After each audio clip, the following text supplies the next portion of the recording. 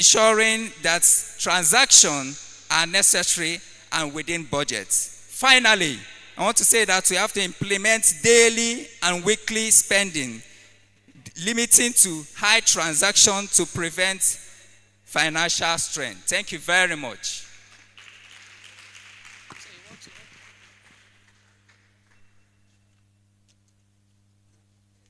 All right, thank you so much, AK, for that analysis of OPE.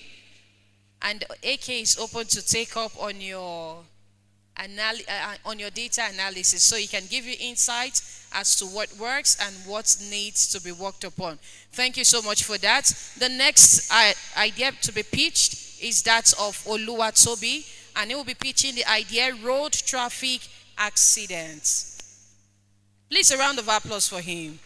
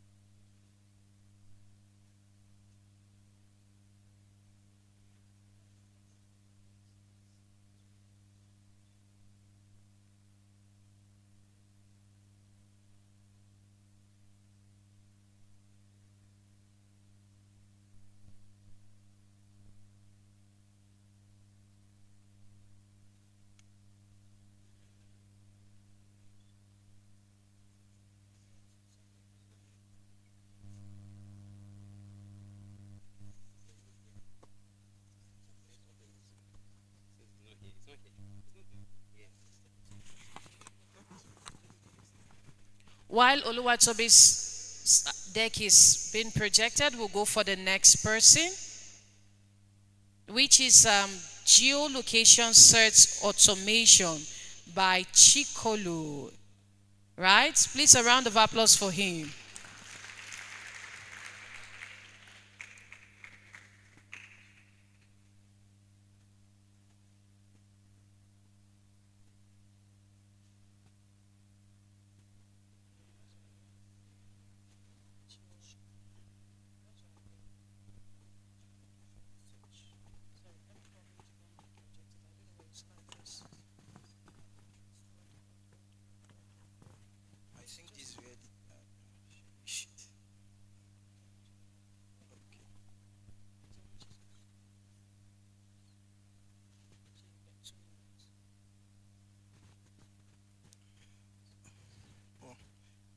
Good day, everyone. So my name is Chico Liu. I am a student of the Ideals program, a data analytics.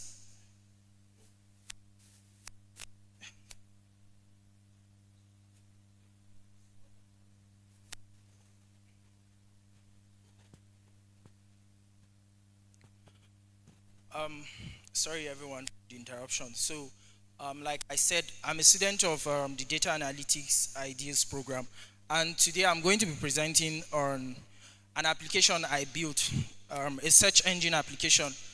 Basically, it works like Google, but it gives. Sorry.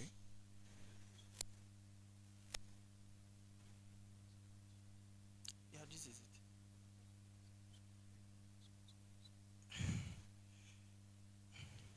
And so basically it works like a Google search engine, but this time around it gives you a downloadable list.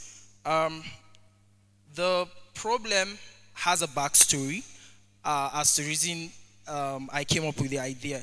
I work for a company that provides satellite internet, and so we had a list of churn customers that we needed to bring back to start using these services. And so we have provided a list of churn clients, but this time around with geo coordinates, about 4,000 lists. And so I needed a way to convert this geolocation to location based and segment it in order for the sales team to be able to claim ownership of these clients and actually reactivate them.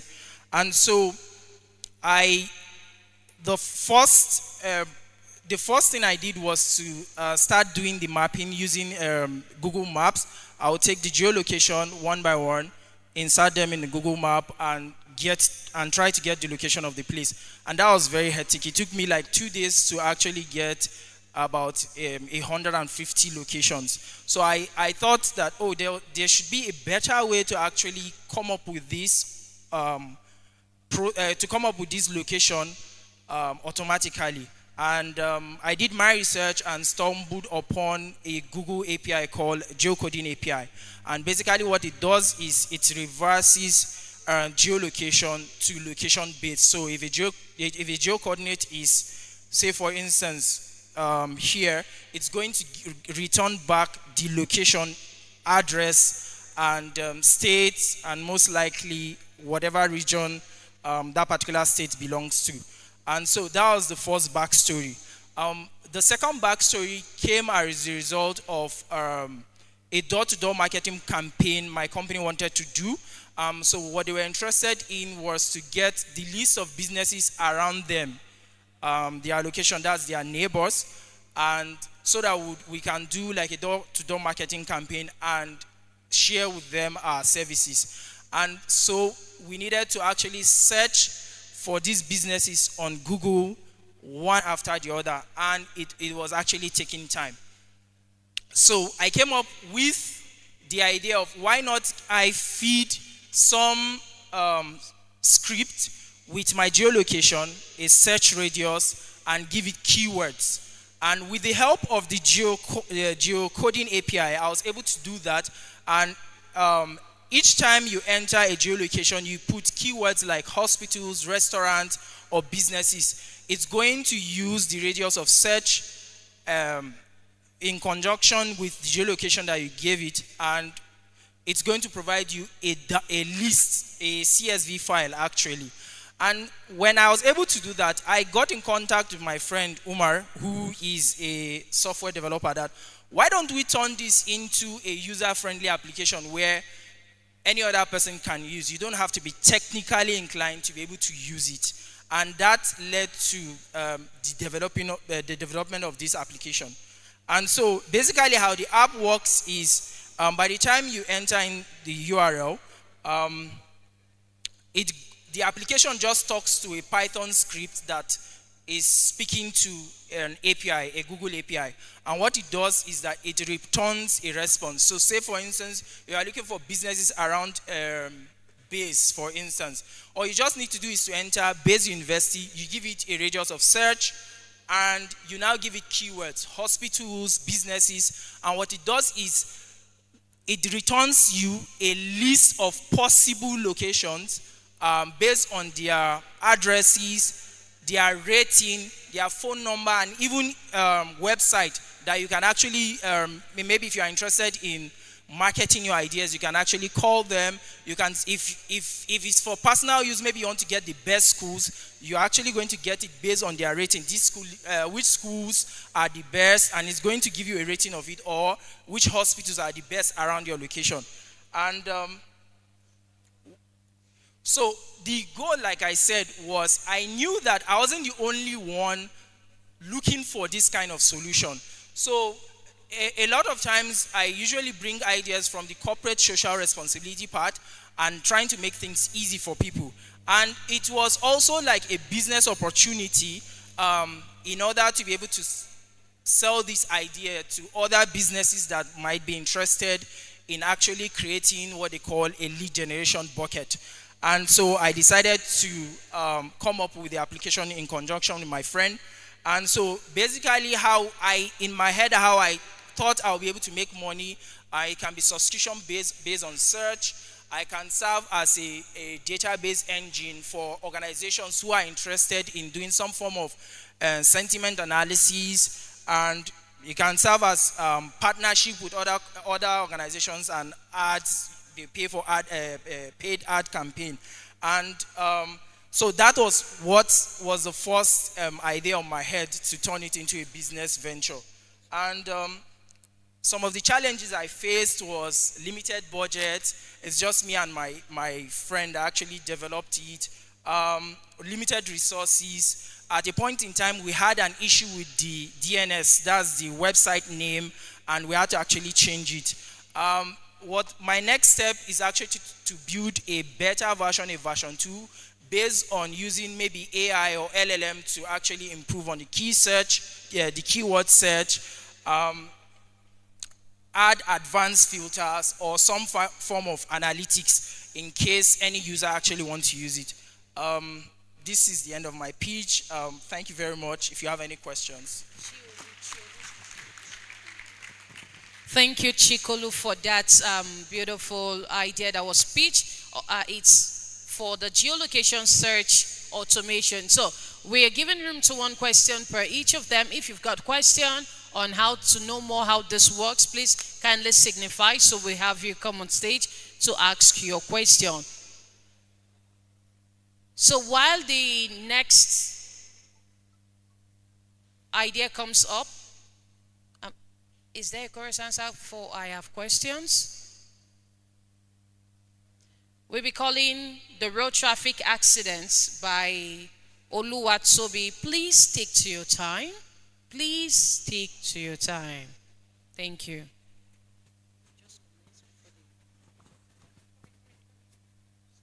Good afternoon, ladies and gentlemen. My humble salutation to the members of the high table and every distinguished guest this afternoon.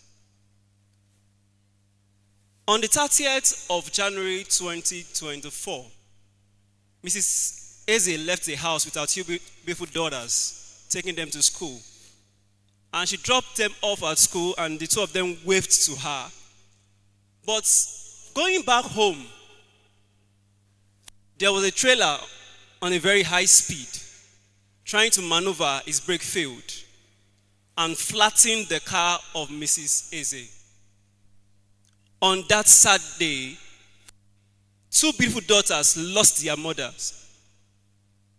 A husband lost his wife. This is one of the sad cases that is prevalent recently, road traffic accident. And I decided to check, why do we have this? What is the reason? I gathered data for the root cause and to bring up preventive measures to stop this evil. So I gathered data from 2020 to 2024. And I believe now is displayed is the result of my data. Between 2020 to 2024, there were over 43,262 crashes.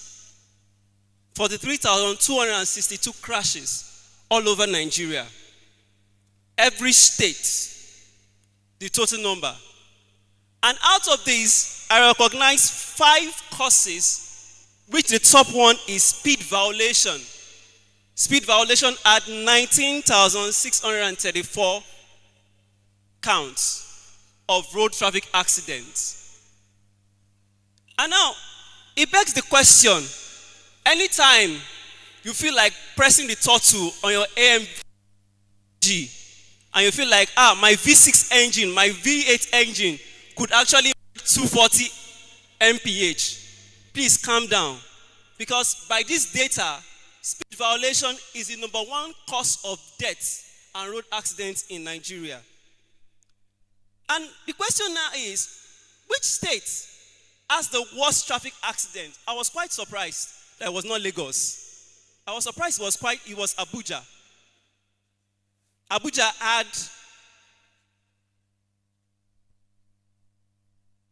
Abuja was the top of road traffic accidents between 2020 to 2024. And now this brings me back to my former data. The reason why the highest is speed violation. I get to recognize that Abuja has good roads, 8 lanes, plenty lanes. And so you feel, yes, I can run very well. I can press the throttle. Then I recognize that, wow, Abuja is #1 in road traffic accidents since 2020 to 2024. And you can see there the fatality rate in 2020, 18.74%, 2021, 16.30%, 2022, 16.58%, 2023, 15.94%, 2024, 16.99%. You can see all over there. And I asked this question because my data is in 4 quarters. Quarter 1, January to March. Quarter 2, quarter 3, quarter 4. Which of the quarters has the worst case of accident? And by my data, you can see is quarter 4 with 30.17%. What does this mean? Anytime we enter into the last quarter of the year, October, November, December, be very careful. Especially during festive season, be very careful. It will amaze you that drunk drivers are not the #1 causes of road traffic accidents, speed violation. So anytime you are tempted to go 250, please bring it down to 100 and surely you will reach your destination. And finally, what are my recommendations? I believe the FRSC and the federal government can make awareness on speed violation all over Nigeria and also to bring about sanctions on speed offenders. Let there be serious sanctions for offenders. And finally, I believe with this, we have less road accidents, fatalities, and deaths.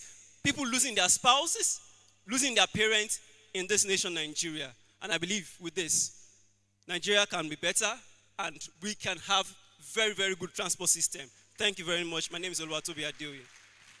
Oh, thank you so much, Oluwatobi, for that. That was a beautiful one. Please, you can have your seats.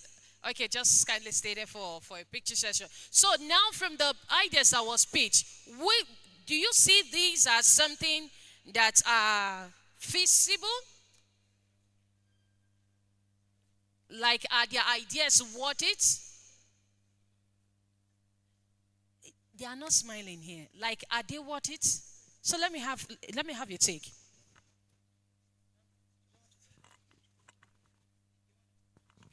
Yeah, of course, the ideas are definitely worth it in everything they've said. So, for me, I like the one of the geolocation and definitely this road traffic report. So,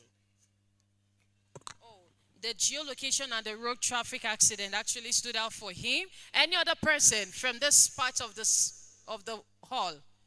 Yes, all ideas were powerful. They were superb. These are ideas that are being pitched as to how geolocation search can be automated, your data can be analyzed, road traffic accidents can be curbed. Then for smart city and IoT analysis, do we have them here? All right, we don't have the representative for the idea. So we move down to the next agenda.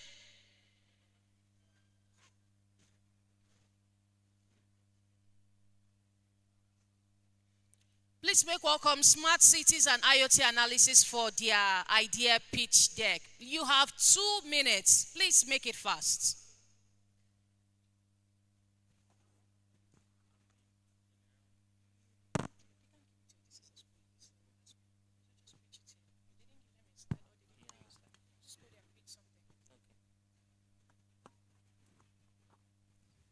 Good afternoon, everyone. All protocols duly observed. I just have 2 minutes and I'll go straight to the point. Thank you very much for the opportunity to pitch this idea. My name is Salim Daniel and I am an idea student here. I'm studying data and analysis in urban living. You can bear a witness with me that the rapid growth of our urban cities is very, very fast, especially here in the FCTs. And by using IoTs and data analysis to get real-time data from our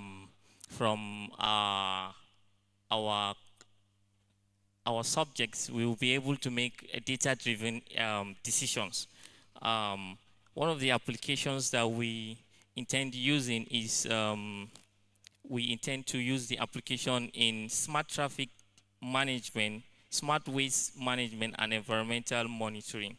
How we intend to do it is when we get a sensor, we place it in each and every car. And because of that sensor, we'll get a real-time data in our dashboard. And when we get that, we'll be able to know whether there is a congested traffic, and if there is congested traffic, we'll be able to use that information to change the traffic location. Sorry, please.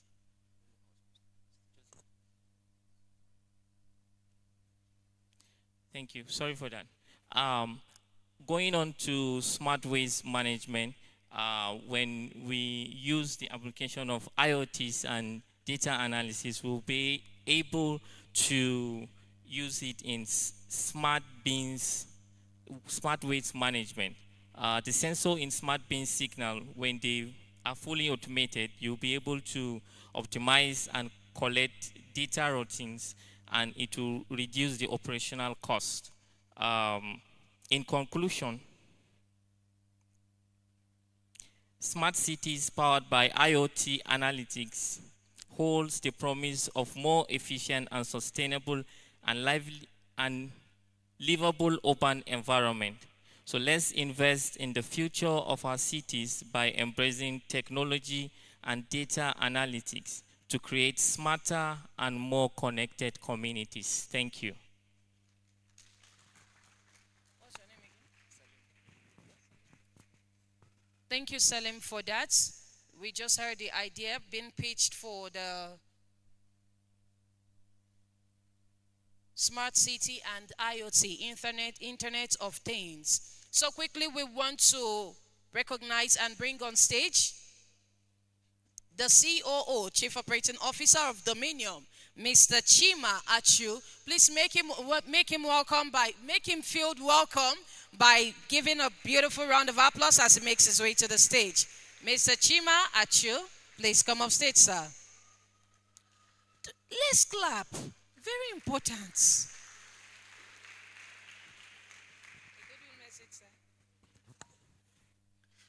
Good morning.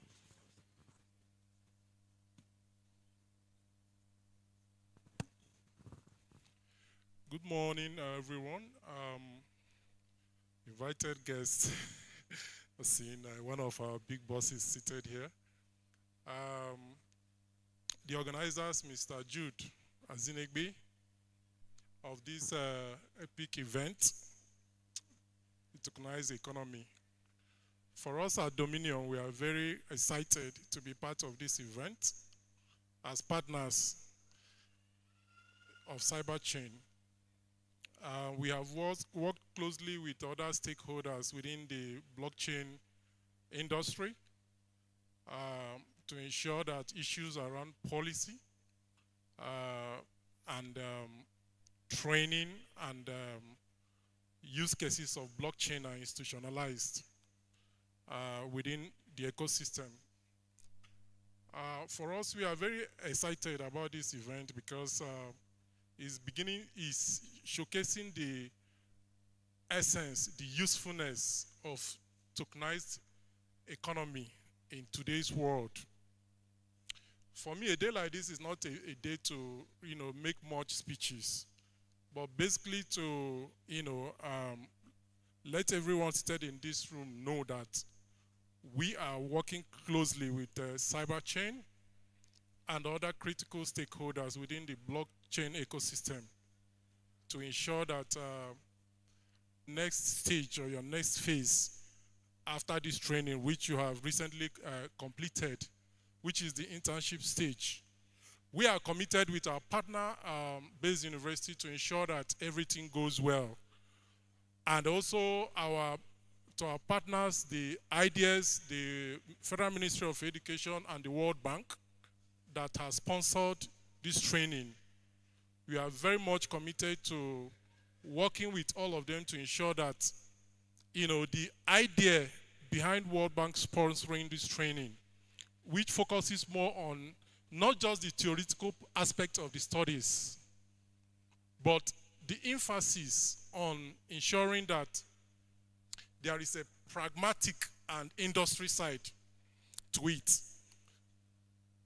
by ensuring that beyond the theories, beyond acquiring the knowledge, what are you going to do with the knowledge?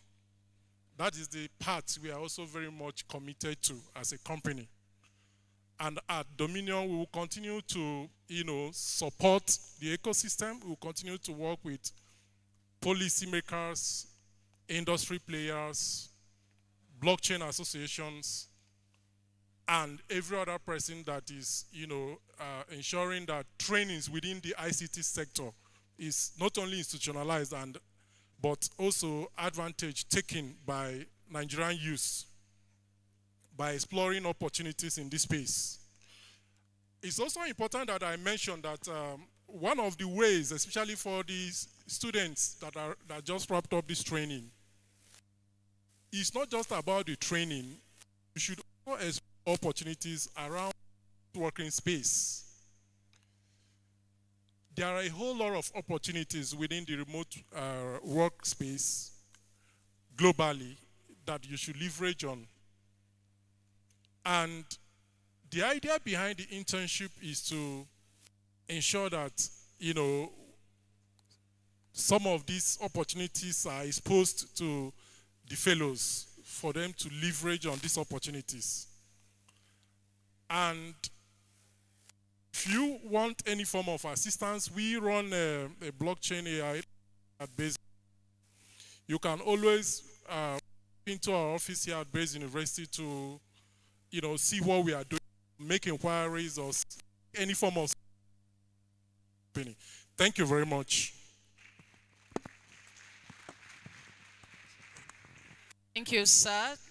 So just as you've heard, you want to know more about blockchain? I knew we were talking about that at the booth earlier before the session commenced. And someone was like, wow, so they're doing blockchain here. Wow, they did not teach them during their own time. So here is the opportunity for you. You can reach out to, where's Marcus? Yes, you can reach out to Marcus or reach out to me. We'll give you more info as to that.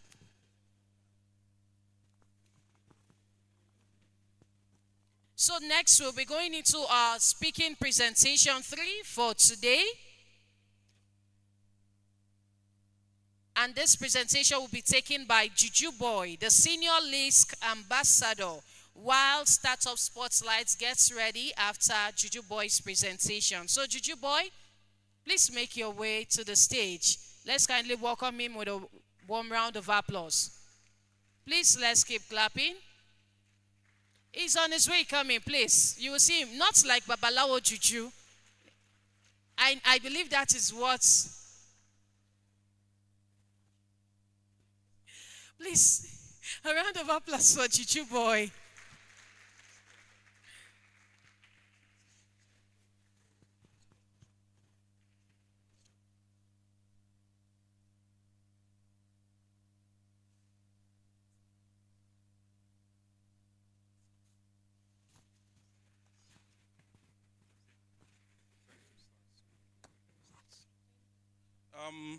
Good day, everyone.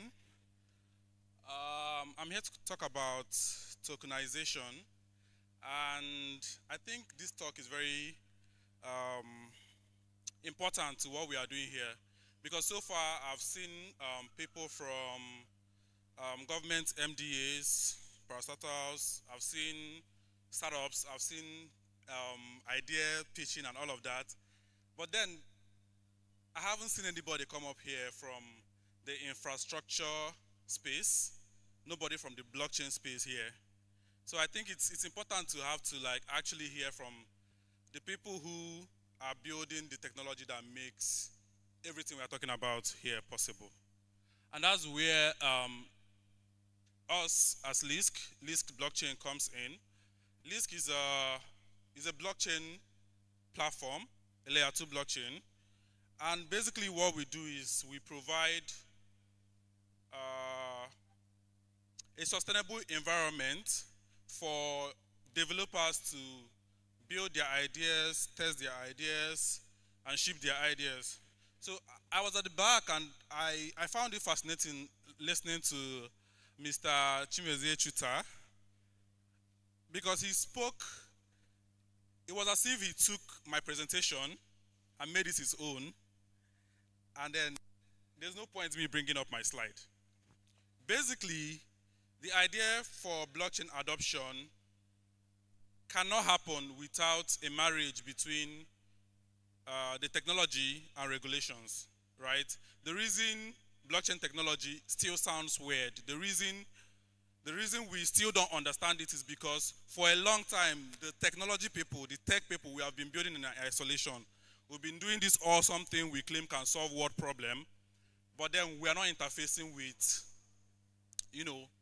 regulatory bodies, the government, and people who actually have the willpower to drive the adoption of this technology that we are building.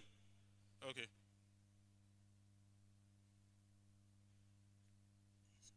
So basically, from yesterday's presentation by Convexity, the CEO said something which was very important. He said that tokenization has been around for a very long time. That's true. Blockchain is not the reason tokenization exists. Tokenization was already existing before we even started using paper money.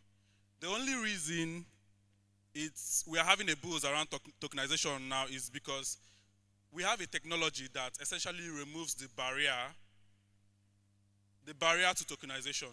So before, if you have like gold and you want to exchange it with somebody, you have to ship it to wherever the person is, and then they have to ship whatever you need, and then you have to put down the record on paper or inscribe it on a wall or something. But now with this technology that is secure, fast, immutable, it means that anybody, anywhere in the world can, access information on the blockchain without having to move a muscle. From the comfort of your room, you can buy something or you can sell something, and you have the record that is provable anywhere you go. So the main point of this presentation is the main point of Lisk blockchain coming to Africa and coming to Nigeria is because we realize that Africa. I wish they could bring up my slide. Honestly, we realize that Africa is a hub for assets. We have limitless potential in Africa, and there's always a problem. The problem we've always had in Africa is because we catch on late, right? The people in Africa, the people in Nigeria, all of us in this room, we did not have any part in the development of the internet. We use it nowadays. Everybody, we read blogs, but we were not there in the decision making of what the internet could look like or what the internet could be used for. We just followed the bandwagon. And that same thing is about to happen again with blockchain. Whether we accept it or not, innovation will always prevail. If there is something out there that is going to solve people's problem better, people will always crave that solution. So if we like, we should say no, we don't want. There are a lot of people in this room who felt, I will not open a Facebook account, no matter what happens, I will not open. But today you have it. There are people who said, I will not open an account. I like to keep my cash with me. I like to spend cash, everything. There are a lot of big men who used to do that back in the day. My dad used to do it, carry money around. I can't trust these banks, blah, blah, blah. Banks keep folding. But now everybody is using OPay, PalmPay. You can't even tell where their office is. But because they are solving your problem, you will still use it. How many of you have ever seen a PalmPay office? How many of you have ever walked into a Kuda bank? Right? But these solutions are out there and they are solving our problems, and that is why we are using it. So, don't worry. Okay, so Real World Assets Tokenization, unlocking Africa's economic potential. Okay, so basically, what is Real World Asset Tokenization? It's basically taking assets that exist in the real world, your SKU documents, your land assets, your car, down to IoTs. Anybody knows what the meaning of digital twin is? Somebody has hijacked the plane. They know when the plane is malfunctioning somewhere and what part is malfunctioning, and then they can even try to fix it from the ground. So real world assets is creating a digital version of real world assets that is closely tied to those assets, and then putting them in an environment where it is difficult to duplicate them, it is difficult to fake them, and it's difficult to move them around without knowing who is moving them and where they are moving them to. And that platform, that environment is what the blockchain represents today. So blockchain technology is basically one of the different types of distributed ledger technology. There are a lot of distributed ledger technologies. Blockchain is just one of them. And the key difference between blockchain technology and other types of distributed ledger technology is that it is faster. It is faster to send and receive information, and it is immutable. Once a transaction is sent on the blockchain, you can always find that transaction. You can find the first transaction that was ever done on the blockchain today, and you still find the details of who made that transactions, and basically all the details about it. So Africa's current dilemma and why tokenization is important in Africa. Like I said initially, the problem with Africa is that we catch on late. We are always following the bandwagon. When everybody has done it out there and is working for them out there, we'll now stay here and they will ship it to us and we'll start paying.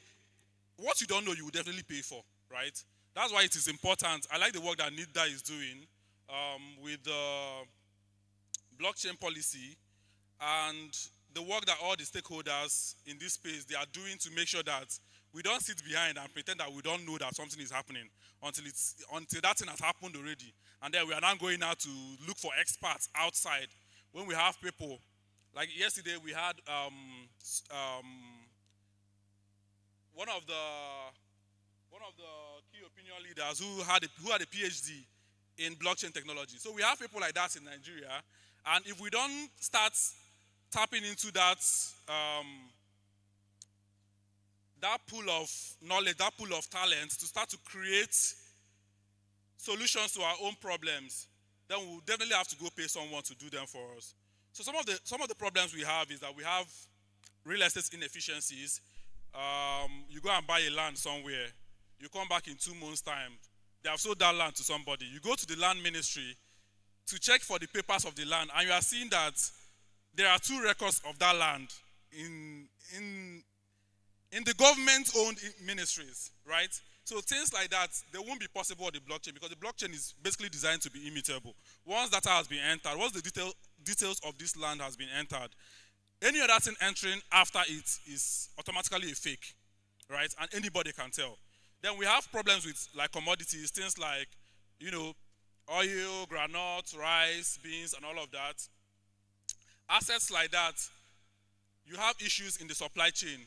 When you buy something from Kaduna, you don't know how long it's going to take from Kaduna to get to wherever you want to use it, for example, in the east. And then you can't even tell if it is actually what you bought from the supplier that is getting delivered to the consumer. So we have like solutions in the supply chain industry that will help you keep track of commodities you are spending money on, making sure that the right things are delivered and delivered on time. So the challenges that this dilemma is causing: stunted economic growth. We need a lot of liquidity in Nigeria. We keep going out looking for loans to fund infrastructure. But then Nigeria alone, by the virtue of the population we have in this country, there is nothing we cannot fund by ourselves in this country, provided we have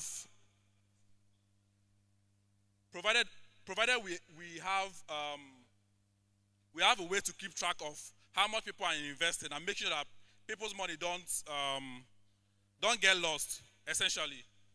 So the growth potential for real world assets in Africa, right? Real world assets is growing at an exponential rate, right? Because people used to say cash is king, but the real truth is that assets is king, right? When you have money, you start looking for where to invest it, what to buy, assets, not liabilities. So the industry is growing, and people are beginning to catch on to the trend. And the earlier we start working together as a country, liaising between the people who have the technical know-how and the people who have the political willpower to make sure that this solution is domesticated. We have our own. I like what the earlier presentation, he said something about building a sandbox. A sandbox is like an experimental environment where you have limited risk, you have limited consequences of failure. So builders can go on this platform and build, and even if they fail, the risk associated to that product failing is limited because it's still within a controlled environment, basically probably designed by the government or agencies like NIDA and all of that. So how do we capitalize on this new technology? Effective regulations. Without regulations, we are going nowhere. No matter what we build as developers, as builders, as blockchain experts, we are not going anywhere if we are not keying into regulations. Investor education. At the end of the day, no matter how good technology is, if you use it for the wrong things, you are definitely going to run into problems, right? So when amazing innovations like aircraft came out initially, even cars, even right now, we still have problems with driverless cars, AI cars. They are causing accidents and all of that. So it takes time for people to learn how this technology is used, use it the right way in order not to run into issues. Robust technology infrastructures. I dare say that Lisk is a good example of that. Like we provide a cost-effective, fast, and reliable blockchain infrastructure for builders who want to build solutions on the blockchain. Part of what we've been doing in Nigeria is we've been seeding startups. We've been doing training programs for developers, for people who want to start their companies, people who want to start testing, right? And of course, by virtue of this event we're having today, I dare say that we are going to try to reach out to the likes of NIDA to keep improving what we are doing. Examples of use cases. We have actual use cases of tokenization in Nigeria. We have startups already in Nigeria building tokenization solutions. A good example is PropOut. It's a real estate tokenization firm based here in Abuja. They are under our incubation program. They just finished their block one. They have 2 blocks. By the second block, they will be able to unlock about $100,000 in builders grants. So those are types of initiatives that Lisk has been doing across, not just Nigeria, across Africa. We have engagements in Ghana, South Africa, Ethiopia, and all of that.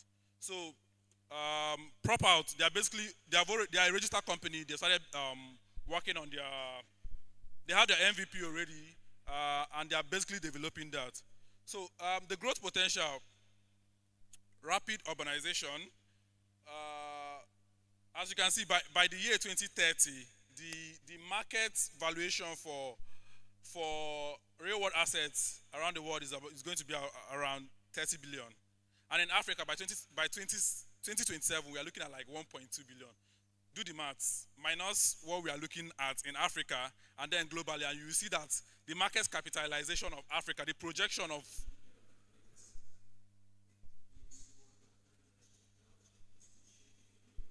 we are already behind. We are already behind the times right now. If we do nothing, if we sit put and feel like, oh, we don't want to tap into this, a time will come where the infrastructure will be built from outside and we then become consumers like we've always been. So that is the whole point of us taking innovation seriously, us taking technology seriously. Innovation will outlive any of us, no matter what we do about it. As long as that thing solves a solution, as long as that thing solves a problem, whether we believe in it or not, it's going to be there. We are going to come and go, and that thing will keep evolving. So I've come to the end of my presentation. If you have a question, I would like to answer that right now. Thank you so much, Juju Boy, for that presentation. So, like you heard, if you've got any question, please kindly signify so we take it for the session. Please let me see your hands up if you've got questions for Juju Boy as regards the presentation that was just made. Anybody in the hall? Okay, announcement, please. If you know you are on any of the pitching session, either next gen or ideas pitch deck, kindly come out for a photograph session with our VIPs. Yes, just come forth. Mr. Chimasa, please can you come forward for the photograph session with all the pitch deck? Mr. Chuta and all CBAN officials, please come to the podium for a photograph session. If you're pitching today, either you've pitched or you will be pitching, please come to the podium for a photograph session. Thank you, sir. Please.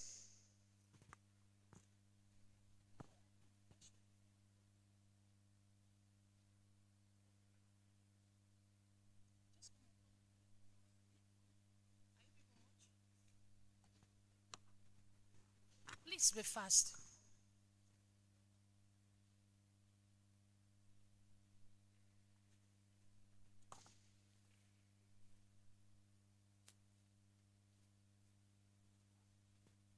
So while the photograph is ongoing, Startup Spotlights by Faith Okafomba, founder of Sodatics, will come up next.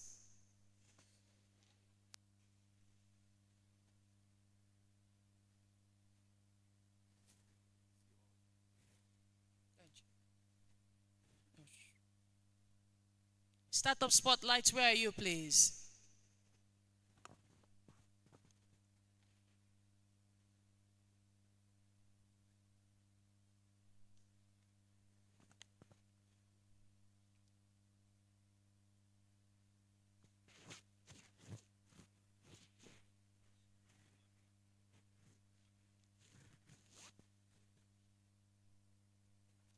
Sodatics founder, please, your attention is needed.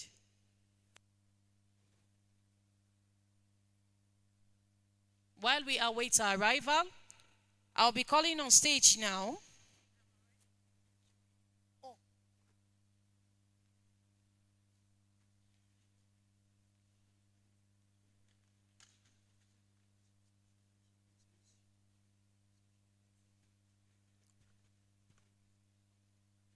So, for all our Muslim faithfuls who needs to observe the Friday prayers, please kindly go for your prayer session as Startup Spotlight takes up session, but you will join us in the middle of the presentation. Thank you.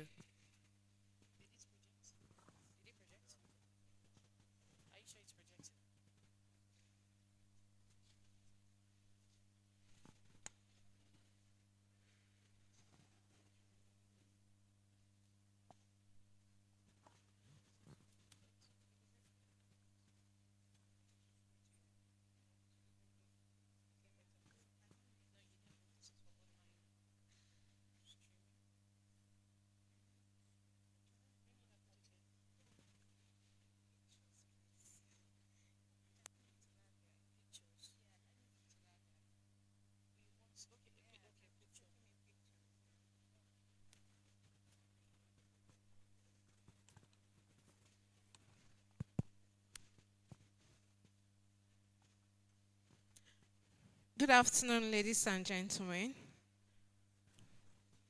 My name is Faith Titus Okafomba. I'm the founder, CEO, Sodatics by Soneji Data Technologies, and co-founder, Blockchain Nigeria User Group, and a board member of Blockchain Expert Association of Nigeria. I just want to be sure if the screen is showing. All right. So today I'm going to be presenting to every one of us here. But before then, all protocol duly observed.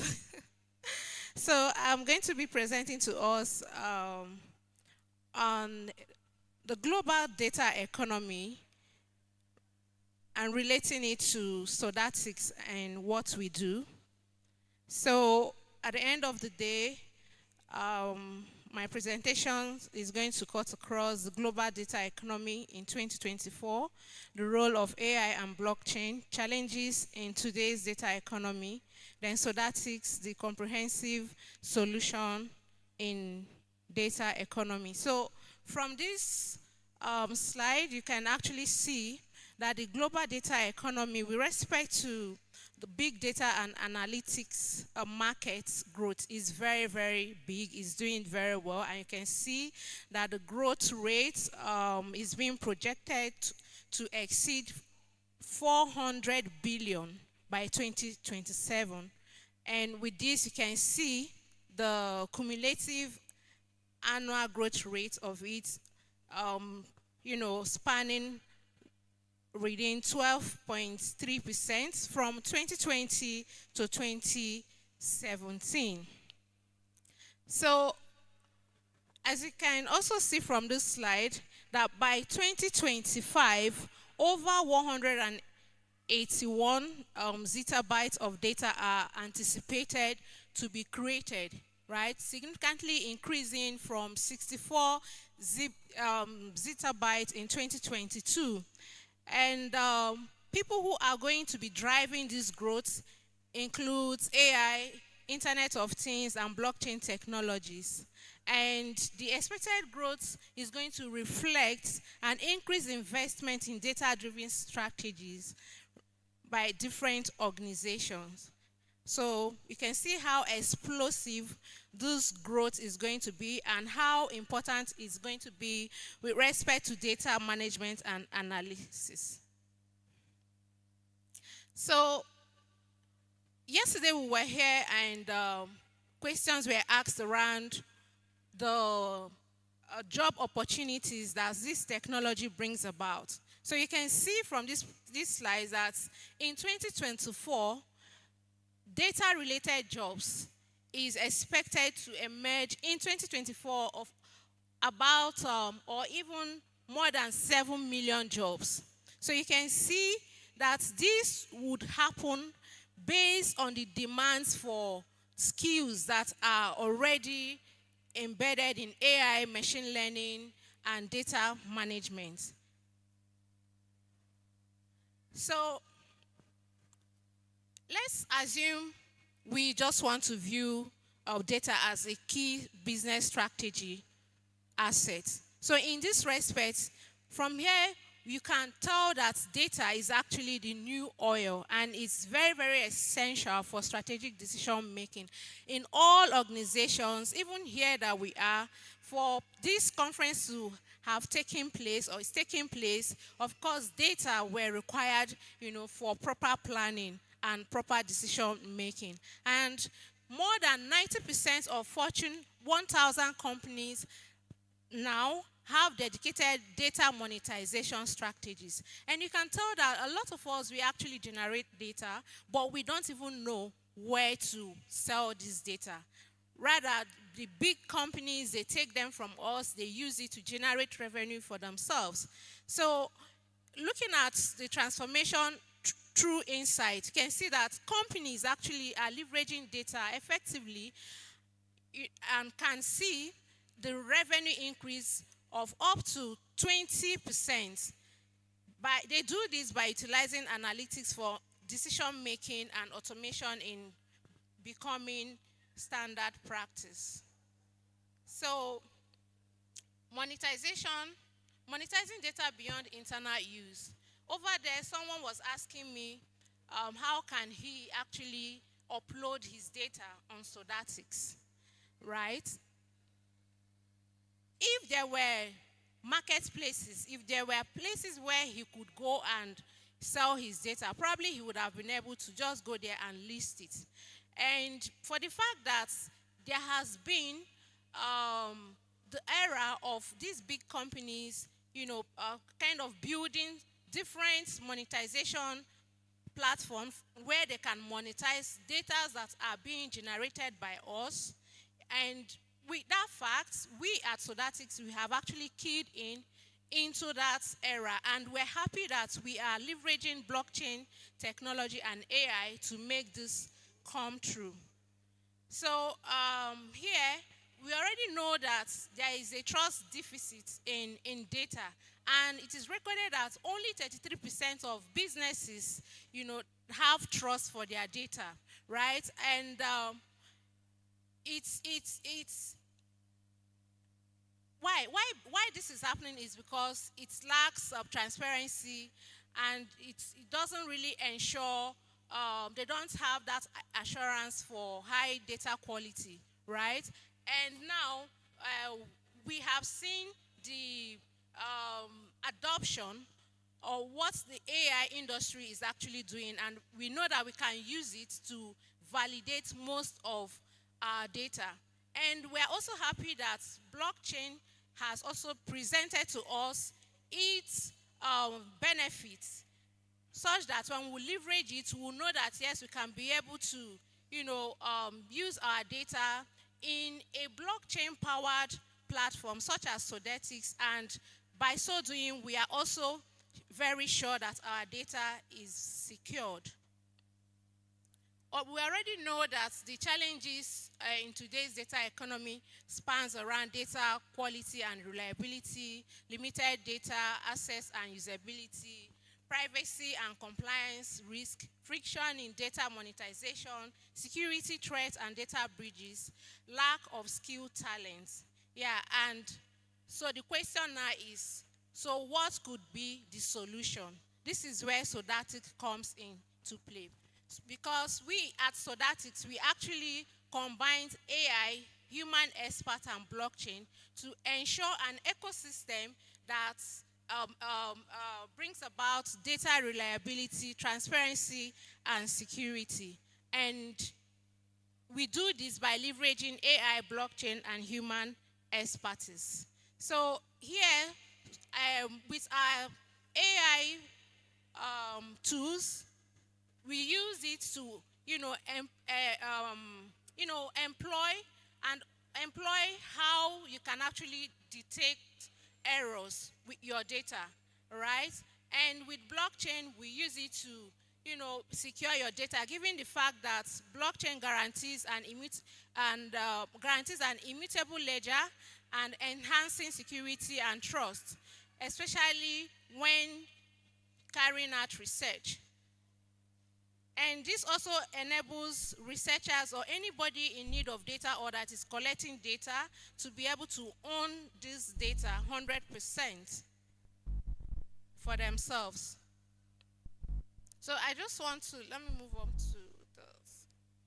So Sodatics as a solution actually helps you to maintain data integrity. And by so doing, we have validators that ensures the final quality of data set and protect research integrity of data validation with stake-based system. Then disputes are also managed to maintain trust in your data. Then as to users having trust, we are combining AI and human judgment to foster consumer trust, essential for encouraging the use of data in decision making. So with Sodatics, you can actually, have confidence that your data is secured, and as a researcher, you can retain your ownership rights 100%. So the question again is, how can I monetize my data? How can I own my data? This is from you now. After making your research, you can actually go on Sodatics and you mint your data as NFT. And by so doing, this provides you that unique ownership that you are asking for. Then we also offer innovative monetization opportunities for researchers by enhancing the value of data assets in the marketplace and all of that. So on Sodatics, you can actually, in from the platform, you can in the Soda token, which you can exchange for either CNGN or Naira when we eventually integrate. But right now we have implemented CKBTC and CKUSDC because we are deployed on ICP. Although Sodatics leverages multi-chain technology, and with it, of course, you can have cross-border transactions, instant payments, and also reduce payment friction. Let us know that I actually carried out a survey for Euromonitor International research company. I think it's a global research company. They actually commissioned me to do a survey in Abuja here then Abuja and Port Harcourt. So they sent me some of the data that I have to use in carrying out that research. And this was done last year.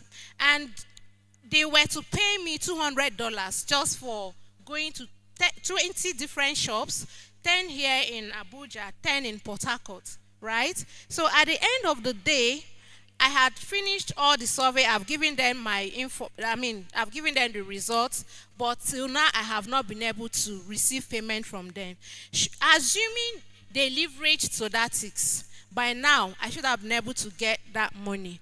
And the most important thing to also let us know is that on Sodatics we actually leverage different regional variation and base fee. For someone who is in US coming here to use our platform, you pay differently as against someone who is using our platform from Africa.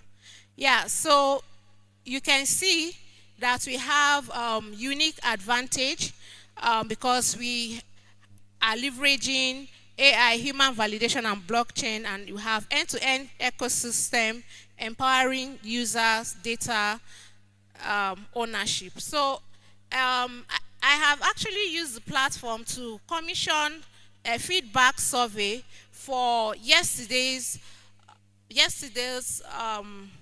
conference, a day one conference. So anybody here, you can actually go on the website and you take this survey, and when you take this survey, you should be able to earn 21.28 Sodatics or Soda token. So it's just to let us know that this platform really provides an opportunity for us to gain money, to earn money, and also take financial institutions. So financial inclusion. So when you go on the platform, this is what you do. You can go there and you take survey. This part is showing here. I think someone has taken survey already. Someone has actually taken survey.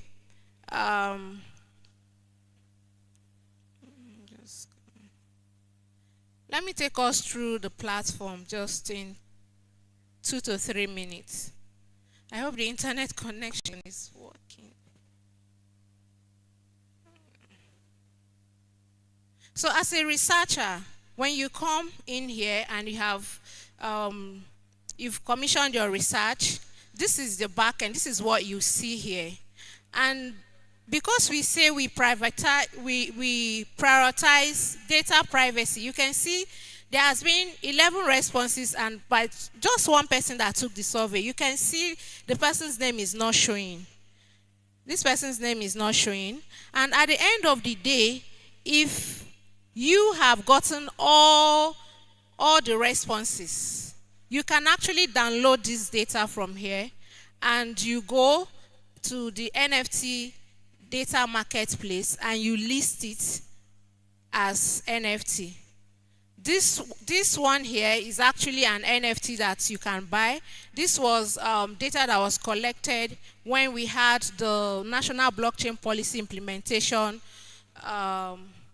workshop, right? So anybody can go here and buy this as an NFT. So I just have to demo to us briefly how the marketplace works. And here as well, you can send Soda token, you can receive Soda token, you can also buy, you can stake. You can see, like I did say, we've integrated CKUSDT and all of that. You can see the transaction history of survey creation. You can see the survey reward. You can see just the transactions that has been done here. So it is very important to note that this platform is ready and anybody can actually use the platform and be able to earn money. You can validate survey as well from here if there are surveys to be validated. Should there be a case where the researcher actually disputes the data gotten from the data contributor? So this is where the data comes in. Then the experts that are already registered on the platform, they will go through it just to ascertain the quality of the data before giving it back to the researcher, and after that you receive your payment instantly. And this is the create survey part. If you are a student here and you want to do an assignment, maybe you're writing your thesis, your project, and maybe your research point or location is at a very security, high risk area, instead of you to go through all of that, you can leverage Sodatics by sitting in the comfort of your bedroom and you commission survey. So let me just a practical example. I'm actually done. So here you can go here, you can choose the date, the duration of the survey, and you can choose whether it is public or limited access, people that you want to see.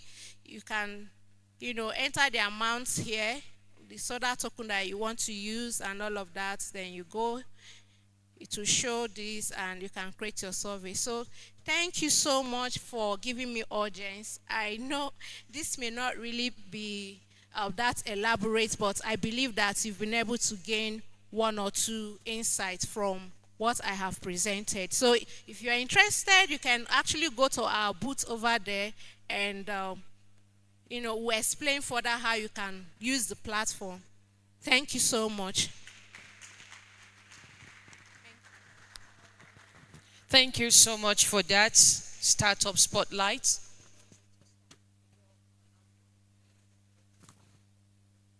I hope you were able to get one or two from the dashboard of Sodatics. So please, let's be on our feet first. I just want everyone to be on their feet before our friends return from the mugs. I want us to stretch it out. Our friends will soon be here. Aha. Someone is already catching the ball even before I ask you to catch the ball. Okay, please, let's be on our feet. We want to stretch it out. But today we're doing it in a dancing step. I don't know if the media can give us song, but while we wait for them, maybe you start humming inside of you. Your best song, just start humming it as you're about to just stretch it out. Are we good? Are we ready? Are we ready? So while we stretch it out, the Innovation Challenge overview will take place after now by Mr. Adebajo, the co-founder of ICP Nigeria. Please, sir, kindly come into the hall as you will be taking charge after now in few minutes. Okay, yesterday it was catching the ball to the left, right? So now today we'll be doing a dance step, a new dance step. I am the facilitator now, I'm your instructor, your dance coach, right? So we'll go to the right, oh, this is my left, yeah. We'll go to the left, 2 steps to the left, you stretch. 2 steps to the right, and you stretch. Are we good? Are we good? Hey, Alex, are we? My friends here, are we good? Look at my community members. Are we good? All right, are we ready? Start. Media, can you give us a song? Is it possible? No, just assume you are the music playing, right? So are we ready now? In 3, 2, 3, 2, 1, go. 1, 2, stretch. 1, 2, stretch. 1, 2. Okay, this is my left. I don't know. Okay, this is your right. And this is, okay. In 3, 2, 1, we go. This is my left. Just do your left. Okay, we all start from like this, from your right to your left. Are we good? Are we good now? In 3, 2, 3, 2, 1, go. Move it. Move, stretch. Move it. Move it, stretch. Move it. Mr. Kingsley. Okay, thank you so much. A round of applause for yourselves. Kindly sit down. Okay, Mr. Debayo. Okay, oh. Please, with a warm round of applause. If you know you are pitching, please, if you know you're pitching, your time is, we are here for the business of the day again. So on stage with me is Mr. Adebayo Adebajo. He is the co-founder of ICP Nigeria. Please make him welcome with a warm round of applause as he takes on the Innovation Challenge overview. Then the next pitch competition goes up after now. So if you're pitching for next pitch, please, next gen, please come into the hall. Thank you very much. Good afternoon. It's a very great pleasure to be here again. And pretty much I will just be giving a brief overview of what the next gen pitch competition is all about. So, like I said yesterday, it's one of the major things required in the blockchain or any ecosystem that is aspiring to have growth, to develop, to improve, which is bringing in people with ideas. And the next gen pitch is just one of those initiatives that allows people to come on the stage, pitch their ideas, something that they believe would have the opportunity of reshaping the way we interact, the way we transact, or the way we do business with one another. So the next gen pitch, because we believe from within the walls of the institution, we also have the tendency of having something so great that can be useful within our immediate ecosystem or within the locales, or probably even transform into something global.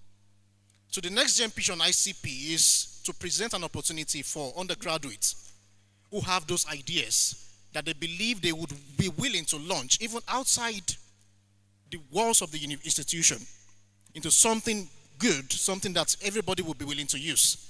So if you have those ideas, this is the ground for you to talk about them, for you to pitch, and then you might never know what will happen afterwards.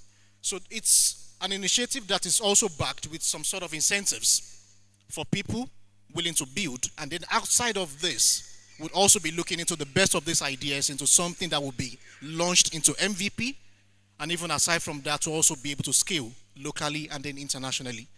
So for those ideas that we pitched today, I wish you all the best. So this is not the first of such initiative that we'll be launching on the ICP. We've done a series of such initiatives. We have one that we call the Pitch Tuesday on ICP. We have the DECA pitch that has already been taking place. We also have a lot of such initiatives just to welcome ideas from around Nigeria, around West Africa. So I wish you all the best if you are coming on the stage to pitch, and let's see where we take it from there. All the best to you guys.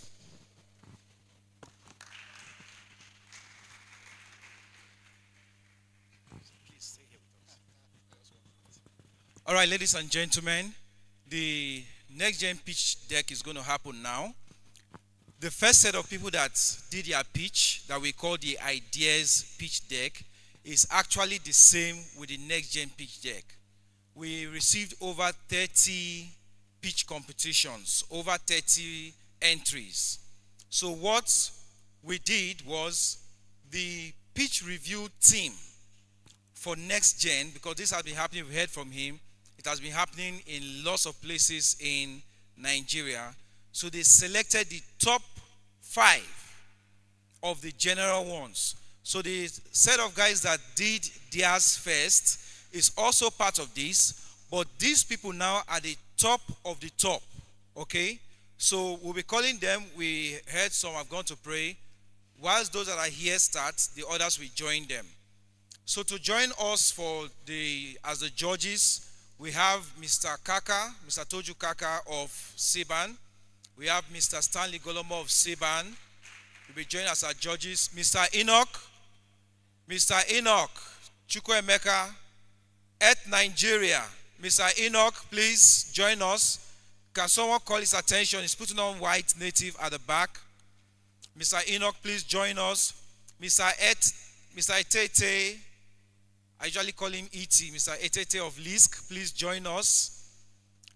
Whilst they are coming, it's our honor to also appreciate once again our very good friend. You can sit here. My very good friend and my boss, Mr. Adedayo Adebajo, the co-founder of ICP.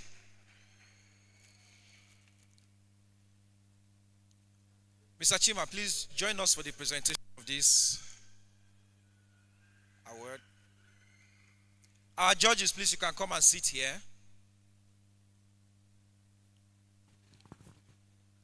Sir, we want to appreciate you for your contributions to the growth of blockchain in Nigeria. Mr. Adedayo has been doing a whole lot, and we've come a very long way. Mr. Chima, please join us for the award here. I think you stay. It's yours. We've come a very long way. I think about 2019 or so, he conducted a training for the Nigerian Medical Association, Lagos chapter, and invited me to speak with them. Everything we were saying then sounded like stories to them. But today, the story is becoming reality. There are many things he has done that time will not even permit us to mention. However, we just want to present this token of appreciation to say thank you for all you've been doing for the blockchain industry in Nigeria.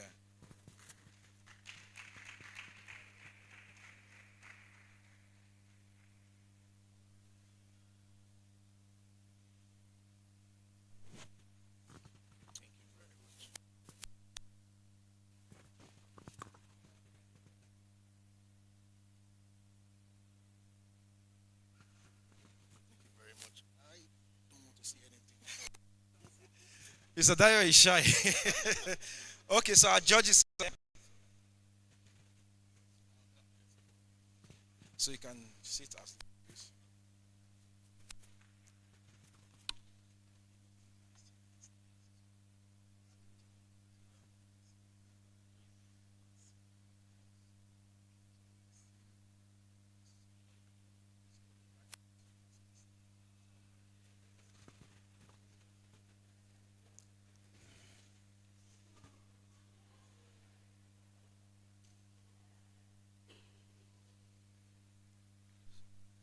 So, to our fellows, if you're among those that will be presenting for the next gen pitch deck, do well to come out now.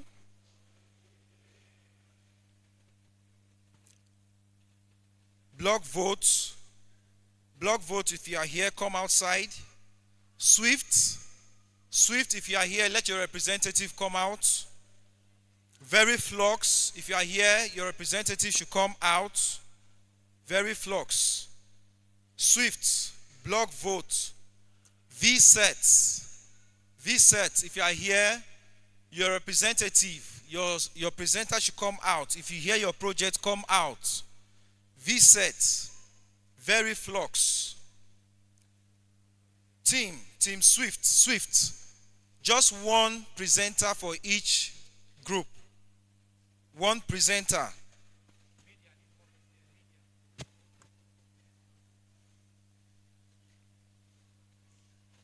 The presenter, please just stay here. We'll call you up. Swift, Very Flux, VSET, block votes.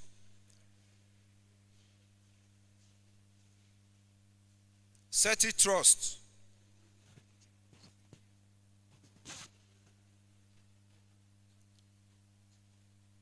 Agrichain, if you are here. Pasilux, if you are here.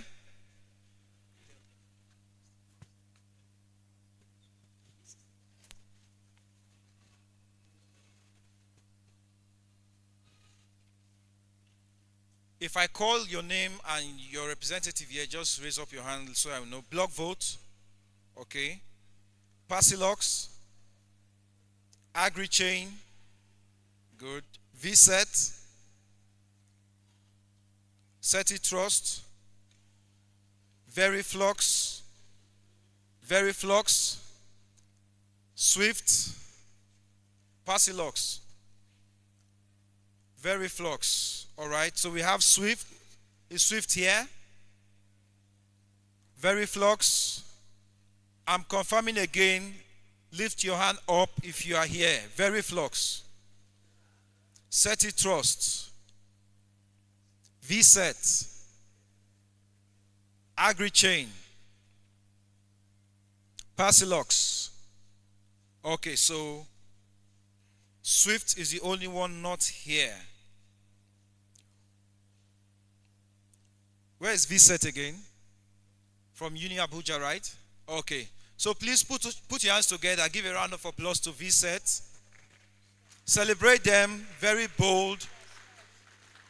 We encourage such collaboration. So he's a student of University of Abuja.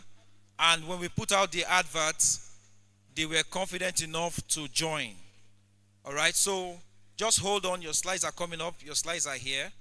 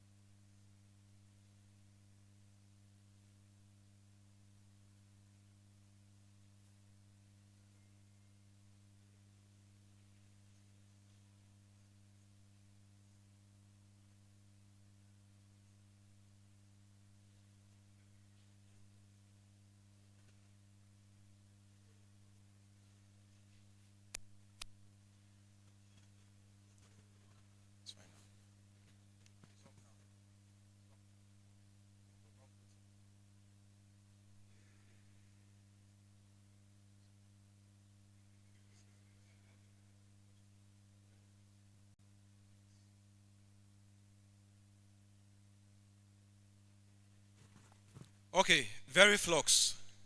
You are first to go, very flux. Now this is instruction. First of all, you have to listen very well because our sponsors, ICP, are the ones backing you. Our judges are here and our provider of this program, Dominion, is here. For equity and fairness, you listen to the instructions. Your judges are not joking. Can you see the slide? Judges? Fantastic. You have 2 minutes. The problem you are solving, or the problem that is existing, and the solution you are giving. Problem, solution. No long stories, okay? The problem and the solution is what they want to hear. I'm giving you all a general hint. The next major thing is a revenue generation model, and it has to be built on ICP. Is that fair enough, judges? The problem, the solution, revenue generation model. Maybe their format of presentation, you are the judges, we are not interfering. Excellent. So we've given you enough expo. So after you, we'll call the next. Congratulations.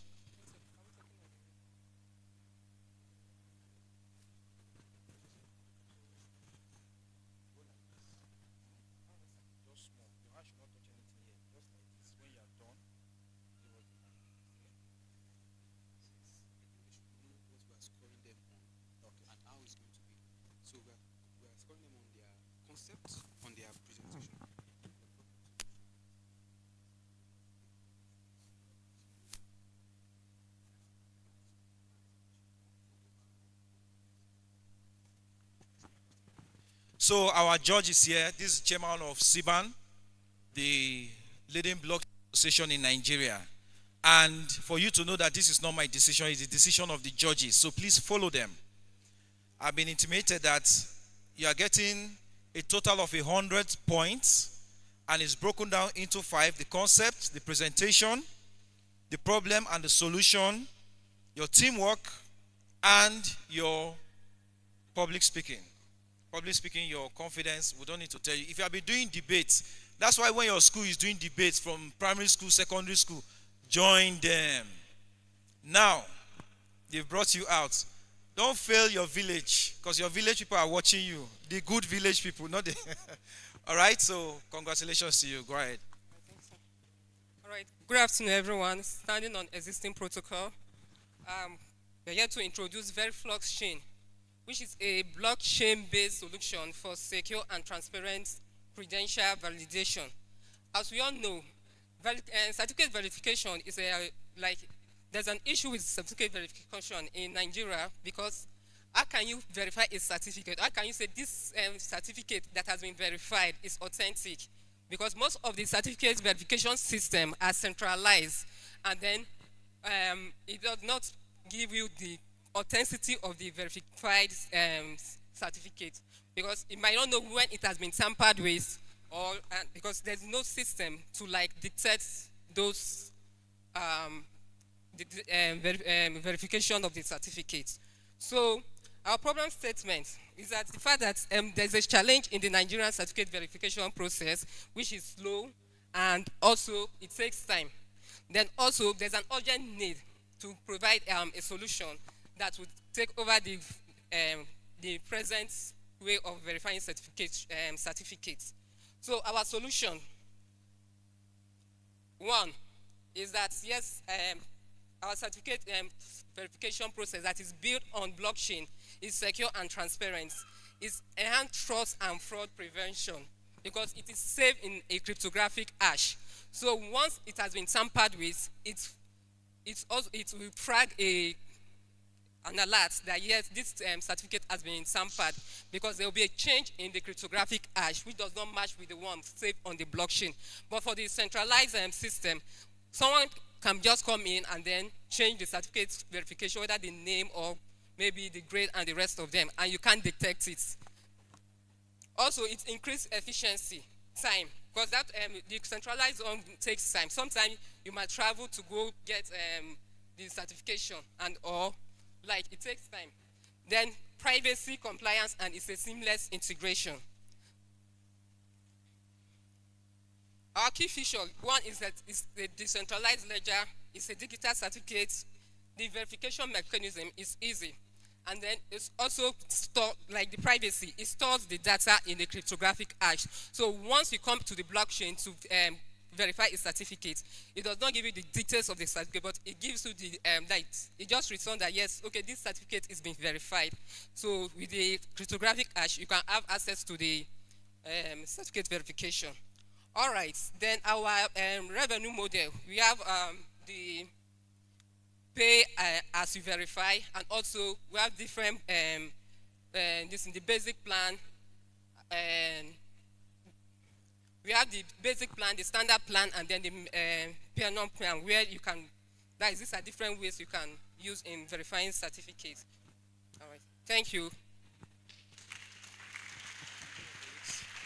Thank you very much. Hold on. Judges, do you have any question?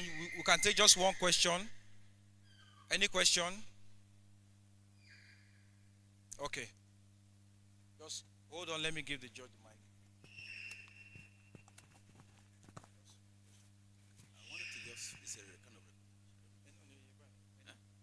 Okay, thank you very much, Veriflux, for that presentation. I know the timing is very short. You know, normally in pitches, sometimes you might even be given 1 minute or even 2 minutes to give your presentation. So I like the way you tried in your slide. That's very good. I know you are trying to cover every details of your project on the slide, but it's not necessary, because your slide needs to be very simple and straight to the point. You don't need to make it too bulky, because people who are looking at your slide, they just want to see your main bullet points, see your problems you are solving, the solutions, you understand? Then all that stuff, you need to make them very simple and straight to the point. If possible, your slide should not be more than 10 pages, and they should be clearly bold that someone from the distance can easily read the information on the slide. So that is one. Then the question I want to ask is, which particular blockchain are you intending to build this solution on? That's a very fine solution you're building. What blockchain are you using? Thank you.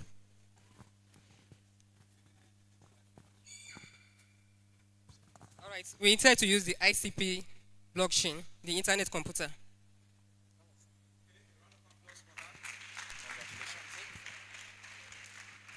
All right, the next is SETI Trust. SETI Trust.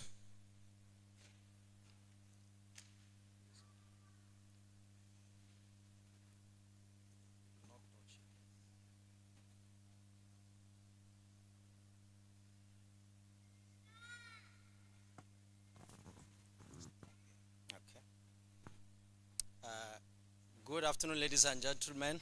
My name is Mukhtar Lawal. I'm the co-presenter of Sati Trust.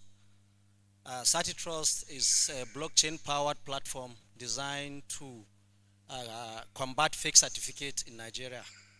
In Nigeria, we all know that fake certificate or counterfeit certificate are a major issue, undermining trust and transparency in the academic and professional credentials.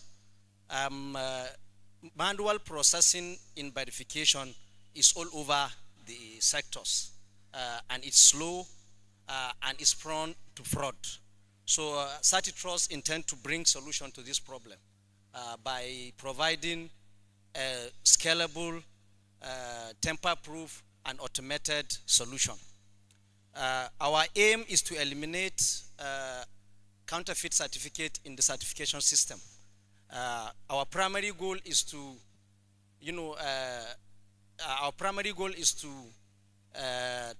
enhance transparency and trust in the certification system, making sure every certificate is verifiable and is linked with a verified identity using the NIN API of the NIMC, that is National Identity Management Commission. Secondly, our goal is to combat fake certificates into genuine, so that certificates are only recognized that are genuine. Then lastly, our objective is to make money, which everything you do in life, at least it should have value. So we are going to drive revenue stream from that solution. On the objectives, we plan to integrate three technology in this solution. Number one, a relational database. Number two, the NIN API of the NIMS for additional layer of security. Number three is the ICP blockchain. We are leveraging on the ICP blockchain due to the advantage